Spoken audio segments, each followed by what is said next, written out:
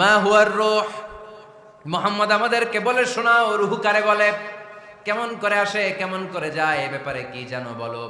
2 number প্রশ্ন, মানহুম আসহাবুল কাহাফ, আসহাবে কাহাফ সম্পর্কে কি জানো। 3 নাম্বার প্রশ্ন, মান হুয়া যুলকারনাইন, যুলকারনাইন বাদশা সম্পর্কে কি জানো। আল্লাহর হাবিব সাল্লাল্লাহু আলাইহি ওয়াসাল্লাম বললেন গাদান উজিবুকুম, আগামীকাল বলে দেব। কি বললেন? সবাই বলেন উত্তরে কি বললেন? আগামীকাল বলে দেব। তো আগামীকাল সবাই এসে হাজির। বলো, 3টা প্রশ্ন রেখেছিলাম গতকাল, উত্তর বলো। আল্লাহর হাবিব সাল্লাল্লাহু আলাইহি ওয়াসাল্লাম বলতে পারলেন না, কারণ ওহী আসেনি। তিনি ছিলেন ওহী নির্ভর, dependent on wahi, dependent on revelation, guided by the wahi. তিনি এর পরের দিনে বললেন গাদান উজিবুকুম, আগামীকাল বলবো। এর পরের দিনে এরা এসে হাজির, উত্তর নাই। আল্লাহর হাবিব সাল্লাল্লাহু আলাইহি ওয়াসাল্লাম আবারও বললেন গাদান উজিবুকুম, আগামীকাল বলবো। এর পরের দিনে এরা এসে হাজির। এরকম 1 দিন 2 দিন 3 দিন নয়, টানা 15 দিন আল্লাহর হাবিব